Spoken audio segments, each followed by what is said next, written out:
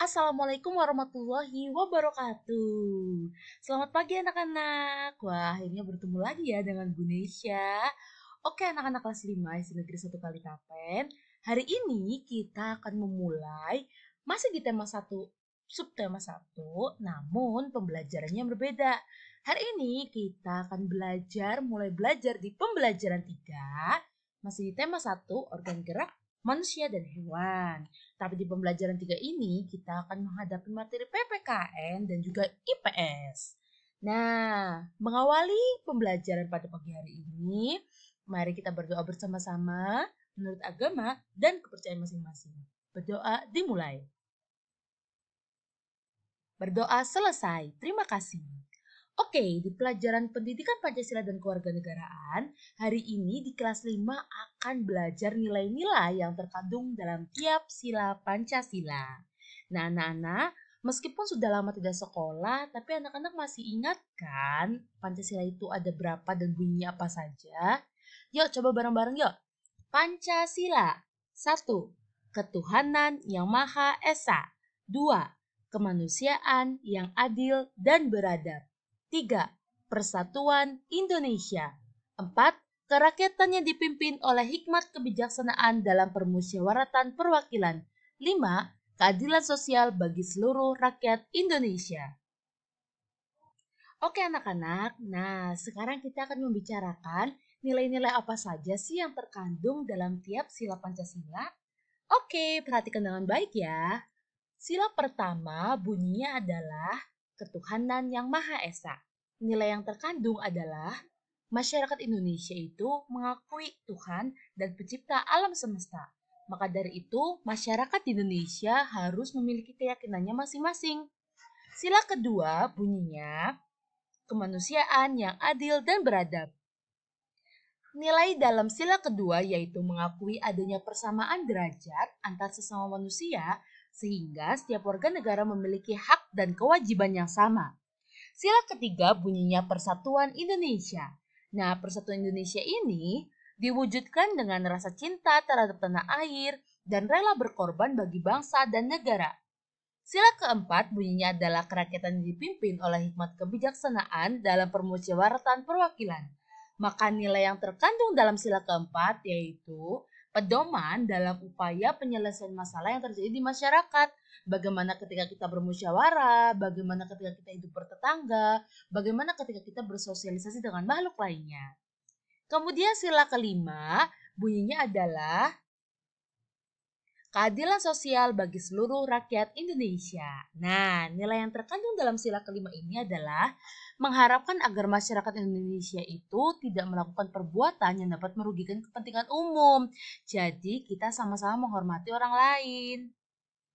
Oke, selanjutnya.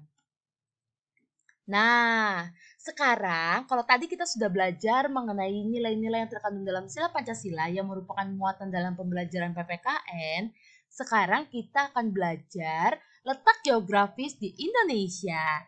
Nah, anak-anak tahu kan bahwa Pancasila itu ada 5, dan Indonesia itu semboyannya Bhinneka Tunggal Ika, alias berbeda-beda tetapi tetap satu jua. Pedoman kehidupan kita selain Pancasila juga ada Undang-Undang 1945. Kemudian kita juga harus mencintai Negara Kesatuan Republik Indonesia. Nah, negara Indonesia merupakan negara yang terdiri atas gugusan pulau-pulau dengan banyak suku, agama, budaya, adat istiadat, dan juga perbedaan lainnya. Maka dari itu, karena masyarakat Indonesia tersebar di berbagai daerah, kita juga harus memahami letak geografisnya. Letak geografis apa sih, Bu? Nah, di sini disebutkan bahwa letak geografis adalah letak suatu wilayah yang dilihat dari kenyataannya di permukaan bumi, ya. Jadi itu tuh letaknya, gimana kita melihat suatu wilayah atau suatu daerah dari permukaan bumi. Oke. Batas wilayah Indonesia itu apa aja sih? Kalian tahu nggak batas itu apa? Misalnya seperti ini. Kamu mau kemana? Oh, aku mau ke Indomaret nih, misal, atau mau ke Alfamaret nih, atau misalnya aku mau ke pasar nih. Oh, pasarnya di mana? Itu loh, ya berbatasan sama daerah ini, daerah itu, kayak gitu. Pernah nggak kalian cerita seperti itu? Nah, kalau pernah, betul sekali. Batas wilayah itu berarti kalau dalam bahasa Jawa patokannya apa sih gitu. Di sebelahnya ada apa sih, di kanannya ada apa sih, di kirinya ada apa sih. Nah, itu namanya batas wilayah. Nah, anak-anak, batas wilayah Indonesia, Bu Nesa akan jelaskan. Berdasarkan letak geografis ya. Yang pertama, di sebelah timur Indonesia akan menemui Samudra Pasifik dan negara Papua Nugini. Nah, Papua Nugini itu negara yang berdiri sendiri ya sayang ya.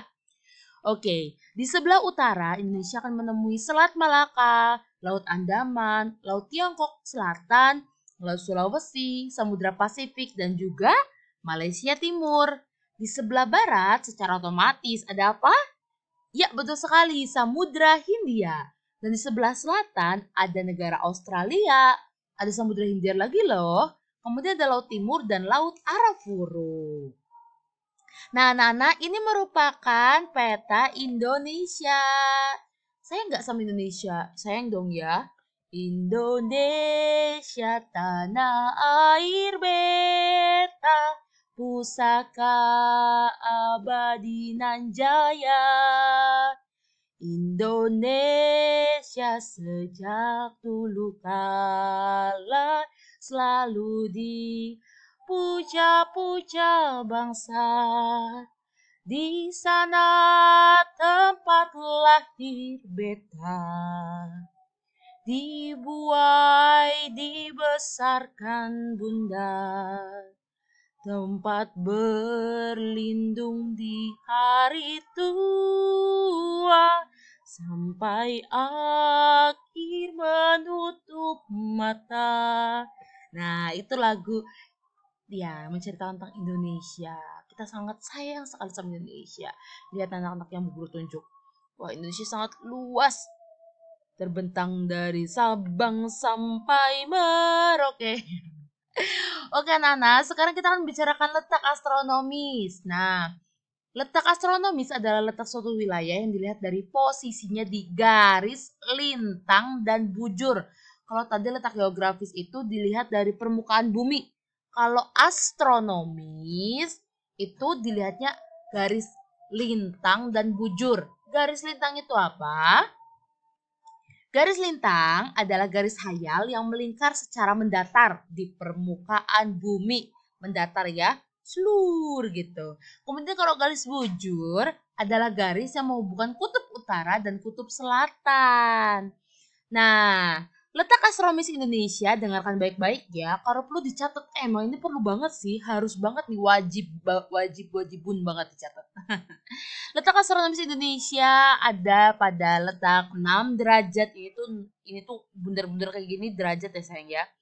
Indonesia terletak pada 6 derajat lintang utara sampai 11 derajat lintang selatan dan 95 derajat bujur timur sampai 141 derajat bujur timur.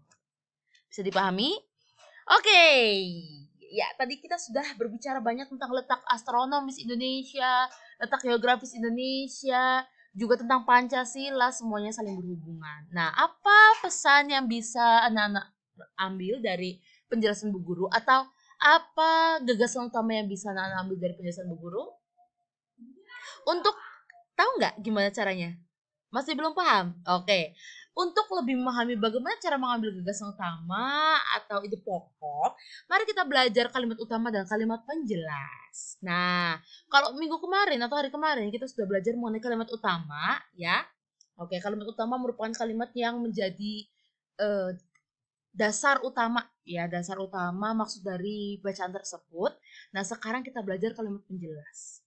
Kalimat penjelas itu berisi informasi tambahan untuk menjelaskan lebih rinci hal yang ingin disampaikan dari kalimat utama. Jadi kalimat penjelas itu menjelaskan apa yang sudah disampaikan di kalimat utama. Seperti kemarin kita berbicara tentang bacaan kadal ya dan ikan. Nah, begitu pula yang ini. Oke, coba anak-anak buka LKS tema satunya. Kita buka halaman 9 ada bacaan tentang kondisi geografis Jawa Tengah. Nah, di paragraf pertama ada bunyi Jawa Tengah adalah sebuah provinsi di Indonesia yang terletak di bagian tengah Pulau Jawa. Apa itu kalimat utamanya? Ketika anak-anak sudah baca,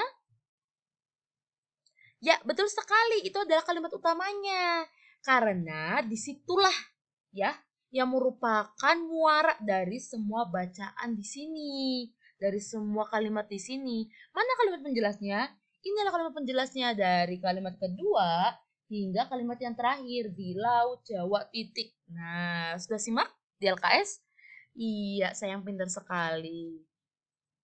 Oke, Bu Nisa akan menambahkan, anak-anakku kelas 5 yang Ibu sayangi, kalimat penjelas juga dapat berisi informasi tambahan, alasan, atau mungkin sanggahan yang mendukung pernyataan pada kalimat utama sehingga disebut juga kalimat pendukung. Nah, ini contohnya, oke? Kalimat utama itu terletak di atas. Serangga menggunakan 6 kakinya untuk bergerak. Nah, ini berarti ngomongin apa? Ya, betul sekali. Dia lagi ngomongin serangga, ya. Serangga yang menggunakan kakinya untuk bergerak. Inilah kalimat utamanya. Temanya tentang apa? Dia tentang hewan. Mungkin anak-anak bisa kasih judul serangga di sini gitu.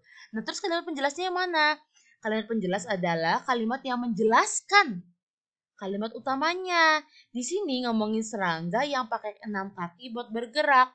Otomatis kalimat penjelasnya itu tentang gimana kakinya digerakkan, kemudian kakinya ada yang buat apa aja sih, terus jenis kakinya itu seperti apa, atau mungkin jenis serangganya yang pakai kaki itu gimana. Nah, pokoknya berhubungan dengan serangga dan kakinya. Itulah isi kalimat penjelas. Oke? Anak-anak paham? Oke anak-anak, sekian pembelajaran hari ini. Kita sudah belajar banyak kali ya.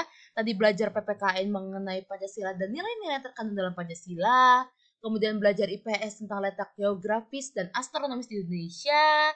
Dan sekarang belajar bahasa Indonesia masih tentang kalimat utama dan kalimat penjelas. Jangan lupa anak-anak, untuk mengasah kemampuan kita mengerjakan tugas. Tugasnya di mana? Silakan anak-anak buka LKS tema 1 di halaman 8. Ada kegiatan 1, ayo memahami penilaian PPKN KD 3.1 dan 4.1. Nah, silakan ini merupakan kegiatan literasi AKM juga ya, asesmen kompetensi minimum. Silakan anak-anak beri tanda centang pada nilai Pancasila yang sesuai dengan gambar. Kemudian untuk penilaian IPS, Bu Guru ingin mengasah ingatan anak-anak lagi tentang letak Indonesia di antara benua apa aja sih? Kemudian Indonesia berada di antara samudera apa aja sih? Kemudian batas wilayahnya apa aja sih gitu. Anak-anak bisa isi di rubrik penilaian IPS KD 3.1 dan 4.1 di halaman 9. Oke anak-anak, kalau ada pertanyaan silakan hubungi Ibu Nesya ya. Terima kasih anak-anak atas perhatiannya. Wassalamualaikum warahmatullahi wabarakatuh.